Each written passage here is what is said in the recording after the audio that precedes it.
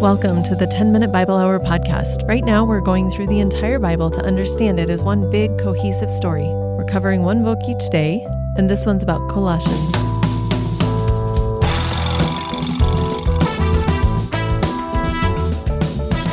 The book of Colossians is another one of these letters. It's written by the Apostle Paul to a specific church. In this case, it's the church at Colossae. That's where Colossians are from. And this is how a lot of the books that make up the middle of the New Testament are. They're these letters, these epistles. But this one stands out as being a little bit different because here Paul is writing to a church that he did not found and where he doesn't seem to know anybody. He just has one point of contact with this church, and it's this pal of his named Epaphras. I don't know if I'm saying that right. Epaphras. You can pronounce that however it makes sense to you. We don't know exactly how Paul knows Epaphras. Maybe they were in prison together, some people think, or maybe Epaphras visited him in prison. Whatever the case, Paul is in prison as he is writing this letter in Rome.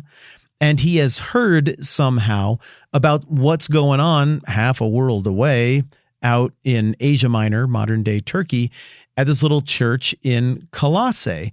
And it doesn't sound like things are going very well. And so Paul is going to assert himself a little bit as the apostle to the Gentiles here to try to give some guidance to this church full of people who probably know of him but don't know him. Now, Colossae was a pretty significant city for a very, very long time, and it still had a long future ahead of it historically.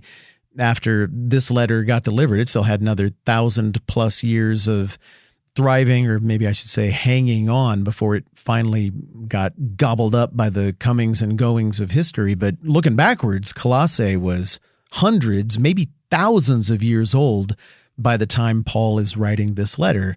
It was well positioned along trade routes, so it would have factored in multiple empires who had come and gone and how they did business around Asia Minor or modern-day Turkey. And Paul passed by there very, very closely on at least one of his trips. Maybe he passed through town, but it doesn't look like he did any kind of church activity there. It looks like the church thing happened there as a secondary effect, perhaps, of the very significant Christian growth in the city of Ephesus. Now, Ephesus is on the west coast of Asia Minor on the Aegean Sea, and as I understand it, it's about a week's walk from Colossae. So Colossae is 7 days straight east of Ephesus. Paul hints at another point in the Bible that the thing at Ephesus, which is the church that he loved, he hints that it went so well there that it had a ripple effect in surrounding areas. And so it seems pretty likely that Colossae is the result of what had happened there in Ephesus. Well, Colossae, being at the intersection of all kinds of major highways and trade routes through multiple empires that had come and gone, would mean that they would have to be very adaptive religiously to get along so well with so many different empires. They would have to do a great job of synthesizing and integrating religious beliefs from all kinds of different people in a way that wasn't threatening for the sake of doing business. Think about the way the messaging in modern media and storytelling has become more and more safe and mundane and unnuanced. Believe in yourself. Don't be mean. Think about the way that has happened over the last 20 or 30 years as more and more businesses have tried to market into all corners of the world and trying to appease every cultural sensibility on earth all at the same time, even ones that are diametrically opposed, makes for pretty thin, uncompelling, non-offensive milquetoast storytelling. Well, it seems like in Colossae, that was what was happening with religion and social norms, just a dash of this, a dash of that. Well, Greek thought could accommodate that. You just could add a new god to the Greek cosmology of gods, and they'd just be the god of this or the god of that. Well, it sounds like the Christians in Colossae were tempted on the one hand to try to do that with Jesus. Imagine him to be a very impressive new god, the one that they would most worship. They'd be kind of like the cult of Jesus, but understand that there are cults of other things as well, and those other groups might have a point. But then on the other hand, they were also under pressure in the same way that the Galatian church, this would be the neighboring region to where Colossae is, in the same way that the Galatian church was under pressure from those Judaizers, those Jewish Christians who came up north and they were like, no, you got to do all the Jewish stuff. You got to eat the food the same way we eat it. You got to do the festivals the same way we do it. You got to get all those adult men circumcised. That way everybody will know that they are doing the ancient covenant that God gave to Abraham to show that these are people who are set apart and holy for God. And like, as soon as the knives come out, just like in Galatia, I'm sure the people of Colossae were like, like maybe somebody should contact Paul and find out. Like, just it seems like kind of final before we actually start cutting on things. Like maybe we just figure out how the religion is actually supposed to work and just make sure. So I imagine, or maybe it's kind of fun to imagine, that that is the occasion. That is what prompted the reach out to Paul in the first place. Maybe it was just Epaphras, and he felt concerned for his home church, and he contacted Paul in prison. Either way, Paul graciously agrees to write this letter to a bunch of people he doesn't know to encourage them regarding the uniqueness, the singularity, and the supremacy of Christ. To say, Christ is the fulfillment of the Old Testament. You don't need to do the rules that the Judaizers are trying to get you to follow. You got to do that stuff. But further, Jesus is not a God among many gods. Those are all fake gods. This is the one true God. He is the image of the invisible God, the real one. So don't integrate any of that other stuff at all. Just Christ plus nothing. That's the way you got to go. And he executes that in this letter to the Colossians by opening in the normal way with greetings and an expression of thanks for the good things he's heard about what's going on there. But then he gets down to business by opening with one of the most important theological tour de forces of the entire New Testament in chapter 1, verses 15 through 23. And I could try to summarize it all, but you know what would be faster and better? It would be to just read it. But as I read it here, have your antenna out for all of the ways that Paul is overtly and subtly saying you don't need all of this other stuff. Christ reigns supreme. He is over and above all else. Okay, starting in verse 15. He, that is Christ, is the image of the invisible God, the firstborn over all creation. For by him all things were created, things in heaven and on earth, visible and invisible, whether thrones or powers or rulers or authorities, all things were created by him and for him.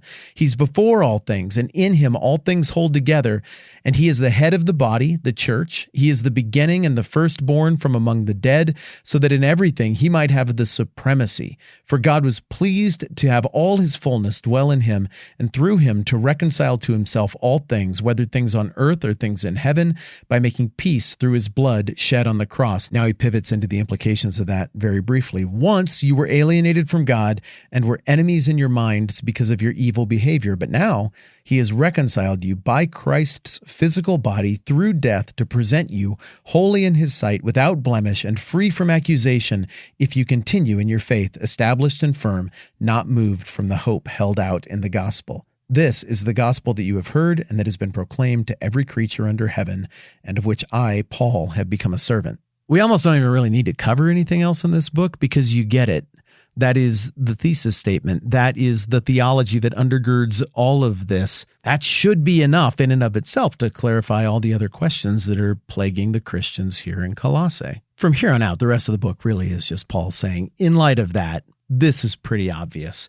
And so the next section is reminiscent of what we got back in Galatians, the stuff about the Judaizers coming up north and trying to make everybody do Jewish things in order to be a Christian and signal that they were part of the family of God.